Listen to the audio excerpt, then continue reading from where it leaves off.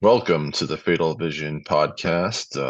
This is your host, James McGinnis, and we're thrilled to welcome you back to our normal progression through the text of Fatal Vision, Yep. reading it in the tradition of Lexio after having taken a break. Billy, that's right, Billy Yo, Liddon. Billy's here too.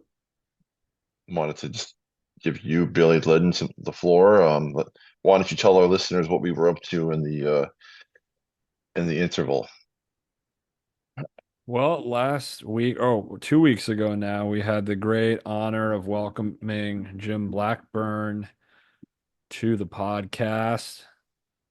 He was the prosecutor in the 1979 trial, and we spent an hour with Jim talking about his relationship with your dad, James, the author of Fatal Vision, talking to him about the experience of prosecuting that case and how he still lives with the experience all these years later.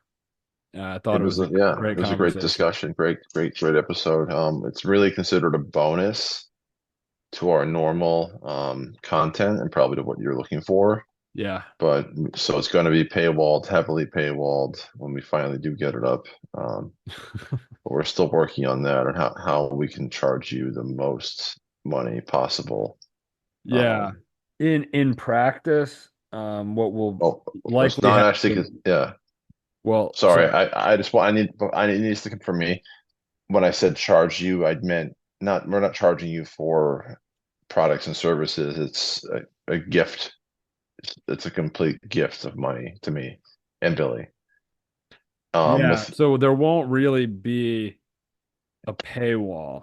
yeah, You will be able to listen to it, but there will be a but donate button prominently featured. yeah, and it's not a taxable income to us. It's a precious special gift, and we invite you to give liberally, and there's not even a guarantee that you'll get access to the episode if you give, because we can't actually give everyone access who pays, because then I think there would be a legal case where we're charging money and that's going to be considered income. So we encourage you to donate just out of love, and some of you will happen to gain access to the premium content. I'm sorry, not premium, to the private The podcast, fans the only, fans only, the donor cast. the donor cast.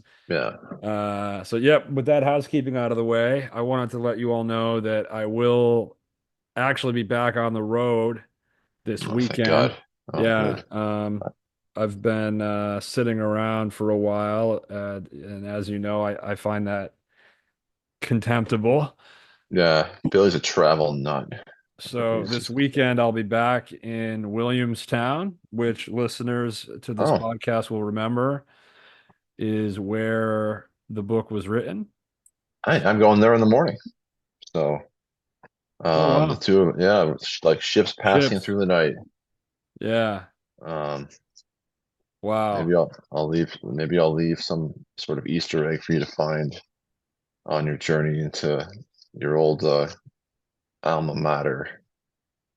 Um, I'm Yeah, there thank you, strictly for man. business, yeah, but yeah, I'm sure I'll drive by the old house. Maybe I'll take a picture of it and it'll go under the premium, uh, or sorry, donors only page.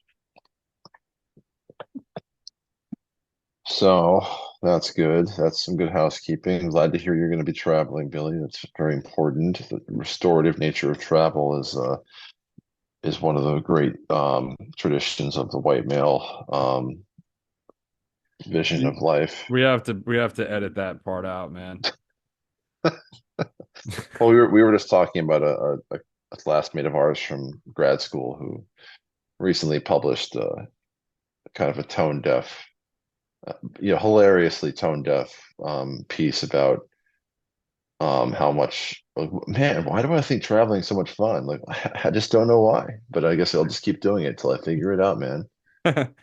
Right. And he is white. That guy is white. So Yeah. So he's white and he's really hot. Um, True. and True. all the middle, deep past middle-aged women that our college program were sweating him hard They adored him. They uh, absolutely adored him. because he's so rich that he donated his own coffee to everyone, his own coffee that he brewed, ground from bean up to everyone at the program. So his own vanity coffee shop became like a vanity like mini project at our school. Now, James, if I'm not mistaken, you had a very intense Spiritual and moment. intimate time with him. Or so are we just like positive he'll never listen to this podcast? Because this is Yeah. really damaging. Yeah. Yeah, I'm pretty. You're sure he won't listen. He thinks my name is Jace. So I think we're covered. Yeah. Yeah, we did this amazing thing where the end of one of our master classes, we were asked to willingly voluntarily participate in being randomly paired with another human being and staring into their eyes, along with everybody else participating in the exercise for 5 minutes. Yeah. And Greg being the consummate ladies man, and you You said know, his name. We'll bleep that out. We'll have Corey bleep that out. oh my God, and I actually said the wrong name too, Yeah. so that helps. Um, did not want to be paired with a man, so he was just, and I was like obviously the only person left, and he just kept staring at the girl next to me, and our instructor had to force him to like face me, and then he was so deeply uncomfortable.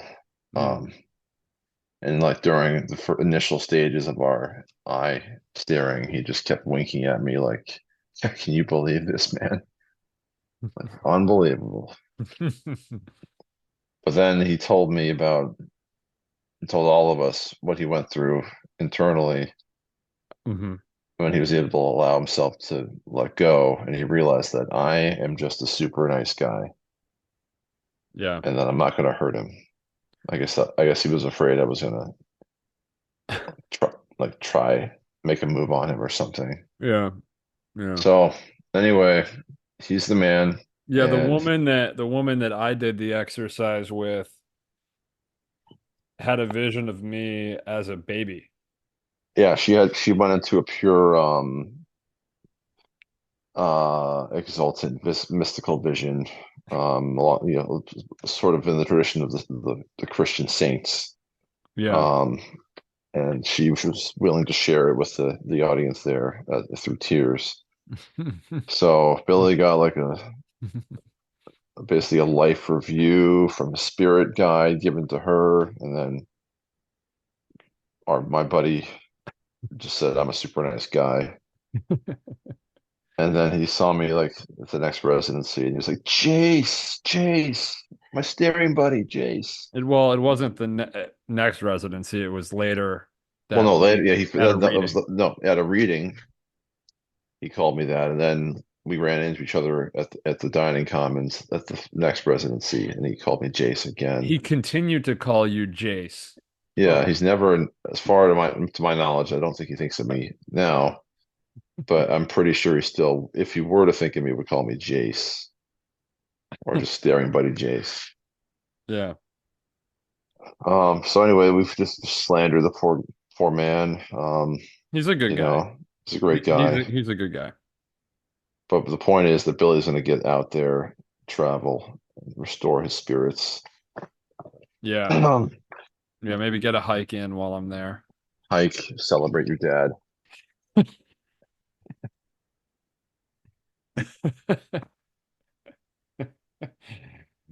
Um, That's all I ever want to should do. we explain to our listeners where that comes from or no?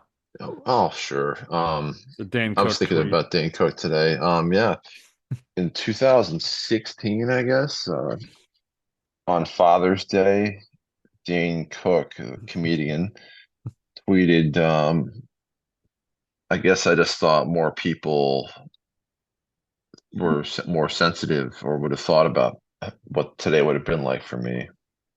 Anyway, I hiked Celebrated Dad for those who care, or something like that. So Yeah. I felt a little bit of a connection because it was my third Father's Day without my dad in the flesh. Um, and Billy and I enjoyed it together at the time. It was our first year of friendship, so it was one of our seminal moments we constantly referenced daily onward and What upward. did we do? I think we just shared the tweet on Messenger at Yeah, the we time. It talked would have about been, it. Yeah, we yeah, talked about it on Messenger. yeah. Before Billy had an iPhone, we were on Facebook Messenger only. Um, oh, so there's a lot of good stuff in there. And we both listed legacy contacts for that. So it would be one or both perish or we perish together. All of our internal, notes will be available for the estates to complete our vision of the podcast and beyond. Okay. Thank you. All right. All right, man. All right. Thank you for listening. And we We're are back. on the Fatal Vision podcast. So this is what we are going to read from Fatal Vision. We just haven't had a chance to talk in a while. Um, so this is pretty dope for us.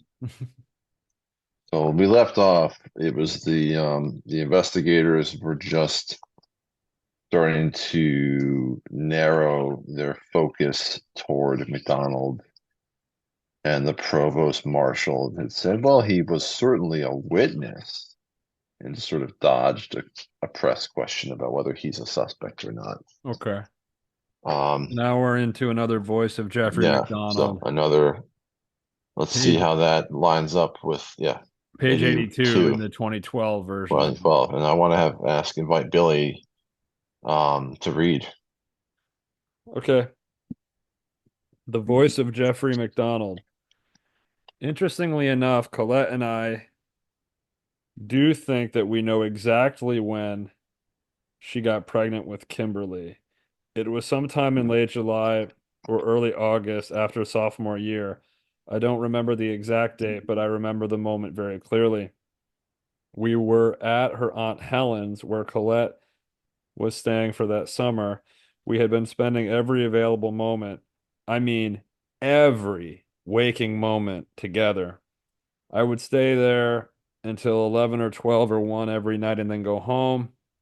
We were by now sleeping together fairly openly, but we were not, of course, taking precautions except haphazardly, occasionally using condoms and occasionally using withdrawal and trying the rhythm method.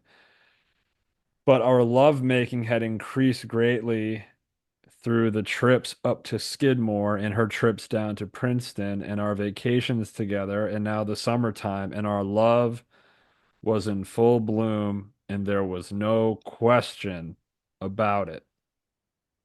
We were already talking at this time of when would we be getting married, never from the viewpoint of, I never said to her, Colette, will you marry me? It was from the viewpoint of, when do you think it would be possible for the two of us to really be together? And it was always done in a sort of roundabout, mildly mysterious fashion.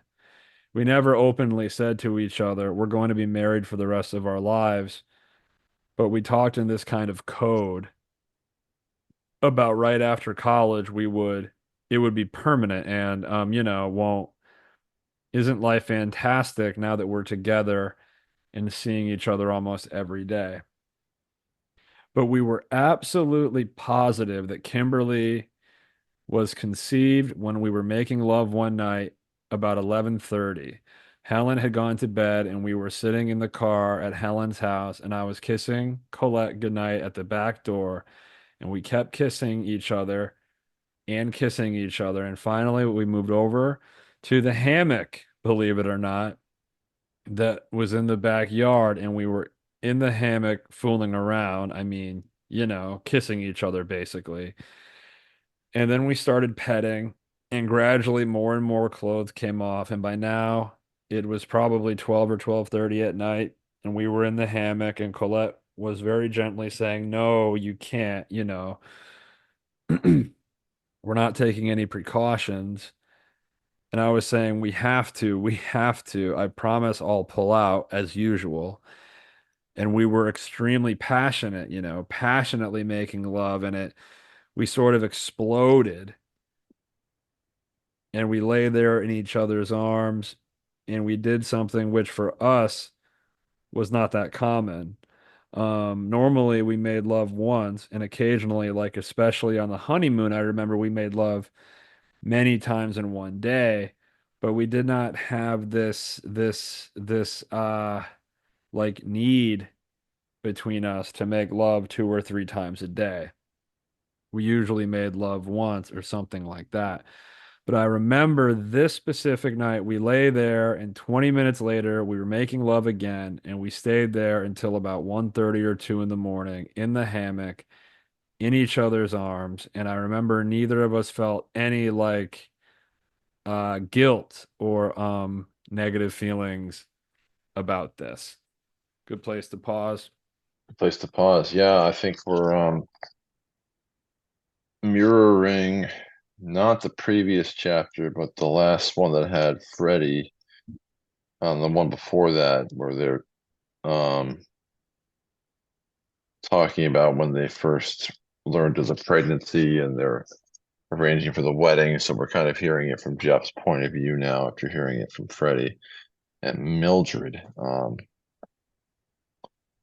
As usual, the Harlequin explosive, the absolute. This is the book that MacDonald wants to have be written about his just incredible sexual power. Yeah. Yeah. Um, and I'm just the only thing that I'm really surprised by is that he didn't compare, say, well, with Penny, like 2 or 3 times a day was like the bare minimum. And no mention of Dean Chamberlain. Yeah, no, no, no. So I think he's a little more focused here. He's really trying, as he said, he's talking about how they had there's a lot of unspoken, like deep connection that he knows what's in her heart and in her mind. Yeah, well, he's constantly telling us, or he's telling Joe, really, what is in Colette's head. Yeah, like yeah, we never said we were going to get So the married, but first we time just they yeah. made love earlier in the book, Colette is crying after, and though she doesn't ever say so, Jeff is telling us that she's crying because she's never felt such fulfillment. Mm. And now in this, like, he's describing a scene where she's saying no. Yeah, We're not taking no, don't do it. precautions. Don't do it.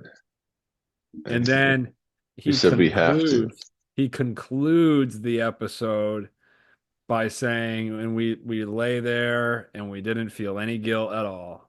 Oh yeah, she becomes embodied in him in terms of all how any feeling would have been at the time. Yeah. Um, we were just it was just 2 in the morning in the hammock in front of Auntie's house, and there was no negative feelings, and he certainly didn't feel any guilt. That's good to, I guess she didn't either. No, they felt great about it. Yeah. Uh, Interesting. His sort of breezing past the whole. Yeah, I mean, sometimes we thought about contraception, but a lot, whatever. For such a smart, driven guy, he really just like thought, like, seems to think of it as kind of a joke. Um, Yeah. I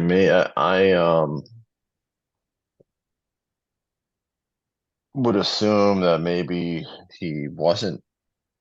We're about to hear what he thought he felt, or he wants us to think he felt about the whole thing, Hmm. about getting pregnant out of wedlock at 21.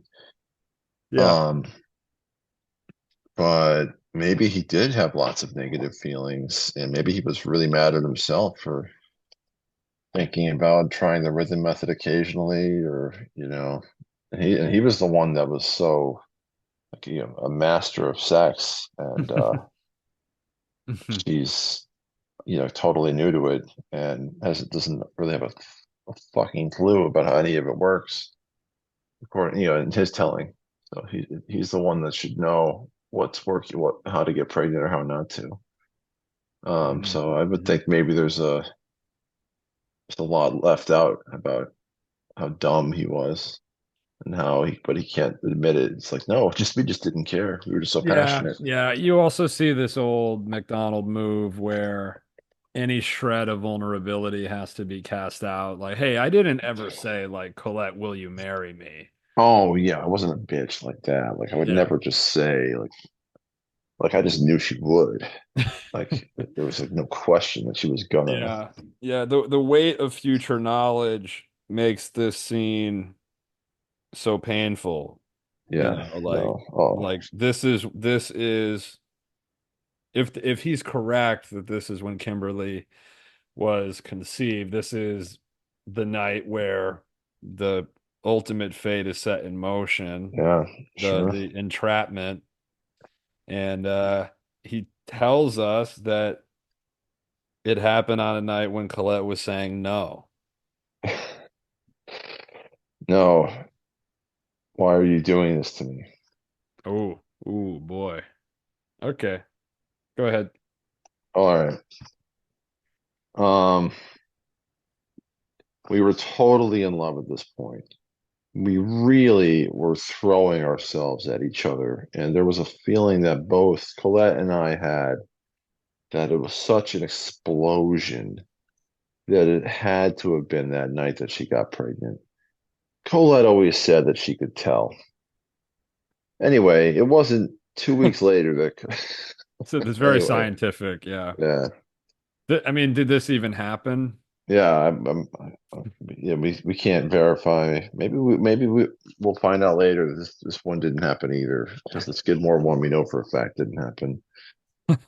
But this is like the perfect, like if you were gonna write the heroicized version of your life where you would make it happen like this, where the love is just so strong, and everyone against all, the passion is, I don't think I would have included her saying no, no, yeah, me yeah, saying we we have have to. to, yeah, Yeah, we don't have a I don't really. choice. We don't have a Yeah. choice.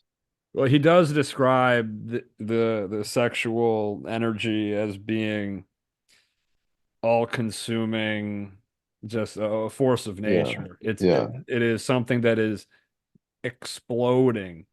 He was at its mercy, and so was she. Yep. And who said what to whom didn't mean a thing. Um, Hmm.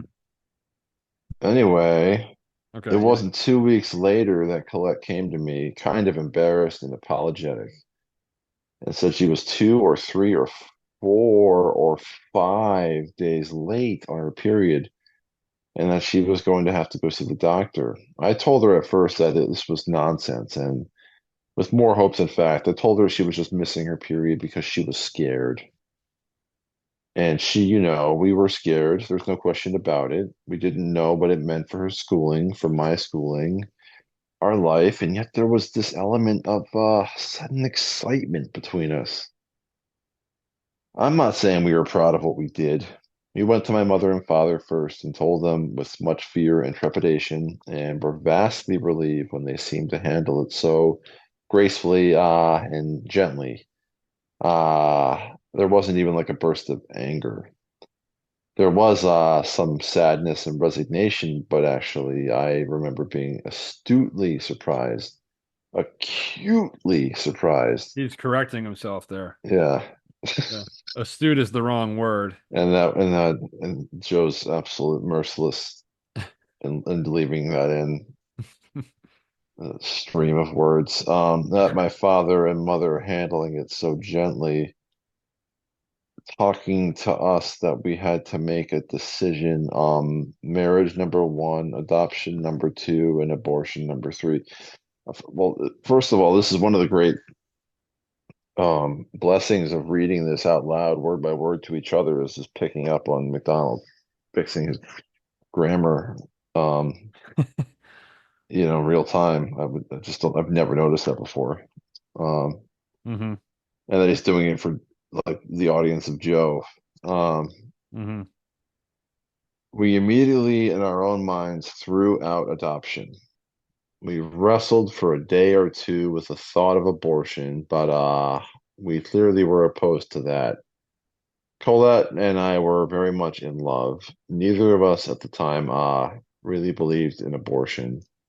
Colette was much more anti it than I was. I wasn't pro or anti. Again, no vulnerability. I don't really believe anything. I just had never thought about it. And when it was us facing it, it was an uncomfortable and an ugly thought. Neither of us liked it. Neither of us really wanted it.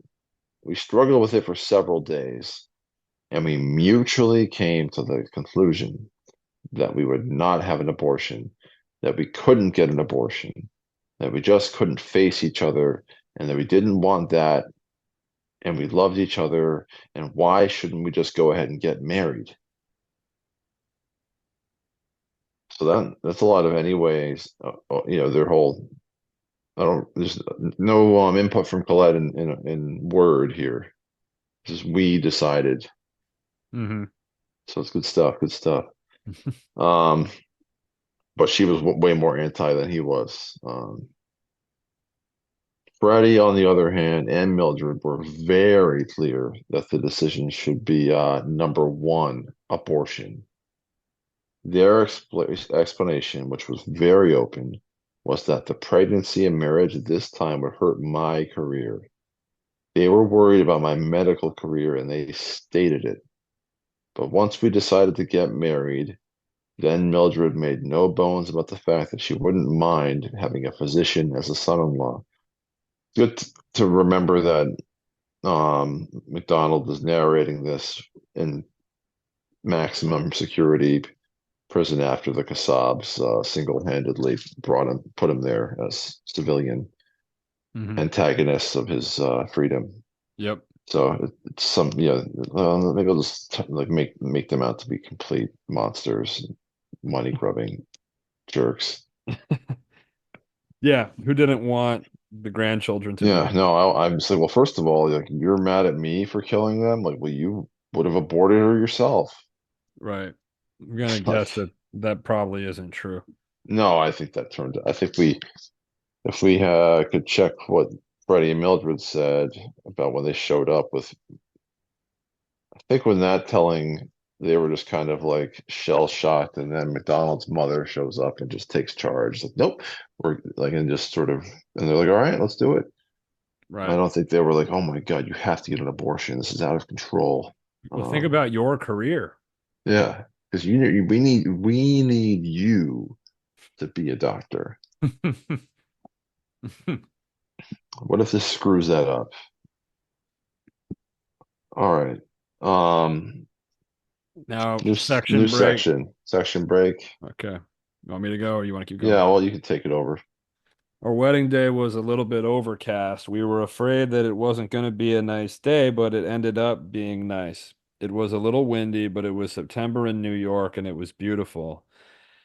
It was a little cool too, as I remember. I don't think it ever really got hot that day, but I remember being in a nice breeze and it was a beautiful day and the wedding went off very, very smoothly, very beautifully. Everything was just super. It was a really nice wedding. Crushing it. Yeah, he's just crushed it. It's totally Like cru the wedding he crushes that even the too. weather, crushing the weather. We stayed that night at the Hotel Pierre up on Central Park South, had a nice room, and despite the fact that we had just left the reception, we decided to really show off and order from room service. So we ordered, I believe, like at 10 o'clock at night, steak sandwiches and champagne, and it was something like $60 or some incredible cost like that. And she and I both almost fell over. Um, A cliche six, there, yeah. yeah, I spit my coffee out when I saw yes, brewed their coffee. it. September 14th, so we're 4 days past their anniversary.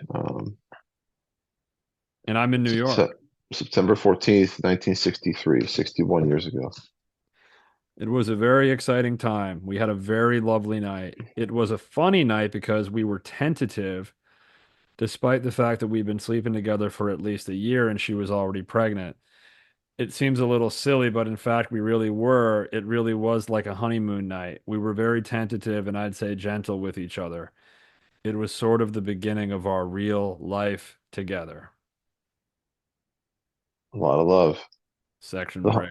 yeah, the honeymoon was kind of a funny time. It was, I don't have one word to describe the honeymoon by any means. There was a certain amount of hesitancy. There was a little chagrin because Colette was pregnant. We had this sort of feeling of adventure that we were embarking on this great life together, and that somehow we always knew we would do that ever since we were met in eighth grade, and now we were fulfilling that. And yet you have to remember it was 1963, and it wasn't common for college kids, especially at Princeton, to have to get married all of a sudden and have a child. As a matter of fact, we had to ask permission to be married at Princeton at that time. So it was, of course, there was a whole host of confusing emotions. Lost my place. You pick it up. We drove up to Cape Cod and the week is a little blurry, to be honest. I have some great remembrances of us walking together through, I guess it's Provincetown at the end of Cape Cod and eating the saltwater taffy and going in all the shops. It was a quiet time, of course. It was after Labor Day, and it was so beautiful. We had one or two rainy days, no, two or three rainy days out of the week, and only two or three sunny days, but we enjoyed both. We were kind of oblivious to the weather, and we had a super time. We were arm in arm, and we would eat a late breakfast and get a big dinner and walk around and shop. Right, so it's just this word choice, super, just keeps coming back. And there's this whole like fishing for facts, like, oh, was it Provincetown? Did it rain? Did it not? Is it after Labor Day? 1963? Like, is it really so hard to for him to piece it together, or is it just kind of this is like he's adopting this pose as a, just tape making. Yeah, it's a pose. I mean, it's the book he wants. He wants a Yeah, picture. He wants a scene with them arm in arm walking through yeah. But Provincetown. he Just also like, wants to make it sound like he's really really thinking very hard to come up with details for Joe. And this is just an approximation of what someone who's trying to remember a happy memory would do. yeah. I had been passed a lot of envelopes all through the reception. People kept, coming up, wishing us congratulations and giving me envelopes like they do at Polish or Italian weddings. And when we got to this motel in Provincetown, we sat on the bed and we took out the suitcase. We had thrown all these envelopes and cards and everything without really looking at them the first night into the suitcase. And the next night, we're up in Cape Cod and we undid all these envelopes and we had almost $3,000 sitting in front of us, which at that time in 1963 was an extraordinary sum of cash. I still remember this very clearly. We were sitting at the edge of the bed. I was, as a matter of fact, on the left side, sitting on the bed, looking down toward the foot, and Colette was on the right side, and her back was a little to me as she was opening some of the letters, and my back was a little to her. We both turned and looked at each other after the first couple of letters, and she was squealing, sort of with delight as she opened each letter.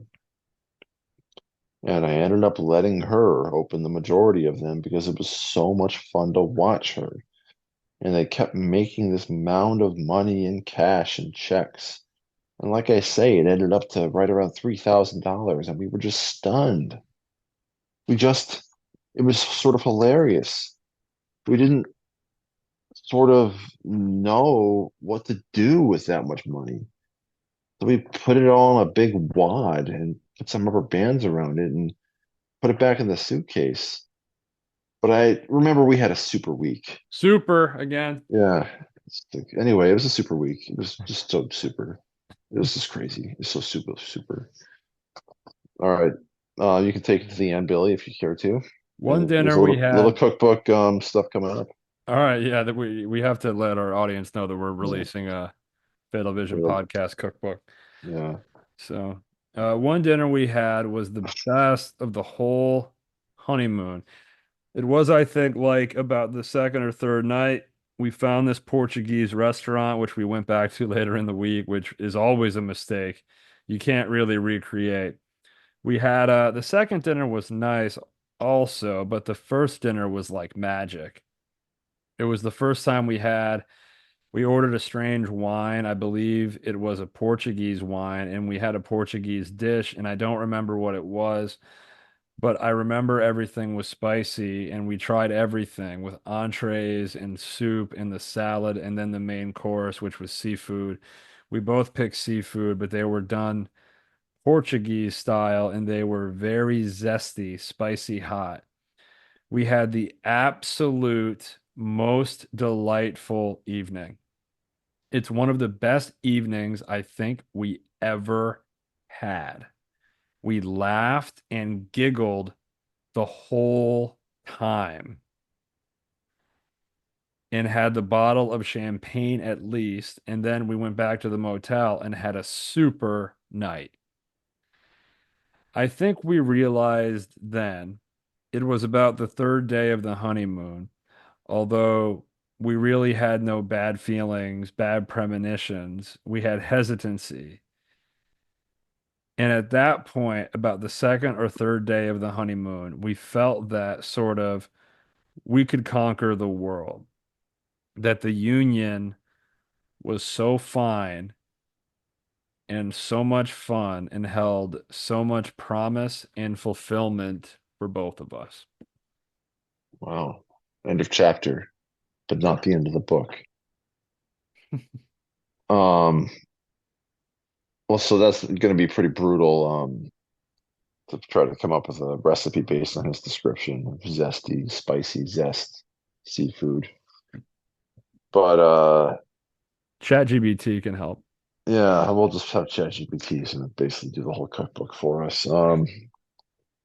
But so out of this chapter, we have steak sandwiches and Mm-hmm. champagne. So Mm-hmm. that's gonna be one recipe, and then the Portuguese restaurant twofer. Mm-hmm. The second time's always kind of lame. Yep. I kind of admit that he didn't crush it. Like that he admitted he didn't crush it. Yeah, we went back there, and it was just kind of, you can't go back all the way. Yep. And Can't go back all the way. what's he? If you so you're telling the story having been convicted of murdering her. Yep. Um, are you trying to make this sound like it was like you just had the best life imaginable, like everything was just Clearly. nonstop joy and Clearly. jubilation? I've never described a hangout with anybody that way. You were We just giggled the whole time. nonstop giggling, just like could barely breathe. I have never had a hangout with anybody in which I giggled the whole time. I'm just reminded of we sort of we'll learn later how Colette's friends are, how I think it was like the Christmas before,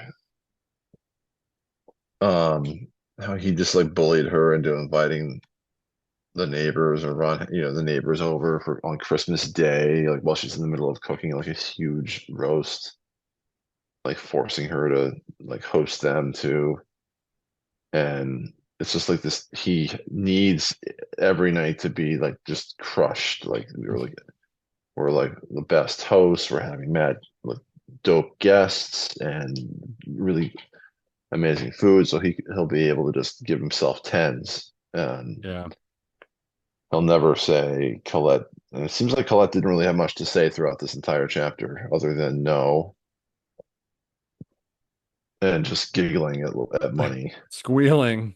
squealing at money, and Well, there are implied words like she's agreeing with well, him that yeah, well, they just we decided we had the best time. It was a super week for us. We knew we would conquer the world. It was just yeah. understood. And Joe obviously very artfully ends it with this line that seems to come out of nowhere where Jeff is saying it was really on the honeymoon that we realized, well, like, don't get me wrong, we didn't have any bad premonitions, No, no, no, no.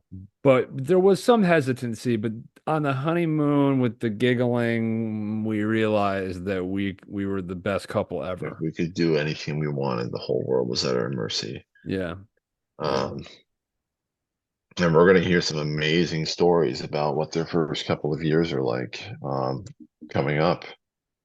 And then the food gets really out of this world. Yeah. You're going to hear about how this Italian race car driver in his club at Princeton made the best tomato sauce. And he describes it, like how the guy made it. Like it goes on for like 2 pages. So he's a real foodie, that Mac. Um, and as we sit here tonight, it's around 11 after 11 in the East, and I don't think he's had a anything Portuguese or zesty to eat today. I would have to say that for him. Yep. I doubt there's any steak sandwiches coming his way or champagne or even a measly 6,000 $2,024. Yeah. So yeah, if that sounds bitter or caustic or whatever, I just always want to just remind everyone that we're sitting here with him alive, and I know he can't hear us, but maybe he can. So just want to remind you, Jeff, that of what's going on, where you are, where we are, where you're not. Very good. Thanks. Yeah. Well, anyway, other housekeeping news. The Blu-ray dropped. It's great. We're gonna have a viewing party at some point. It's incredible quality. So anybody knows any streaming platforms that are need fresh content, contact the reissuer. Billy, what do you have? Anything else for the agenda? Now you covered it, man. All right. Well, we're gonna let you go a little early tonight.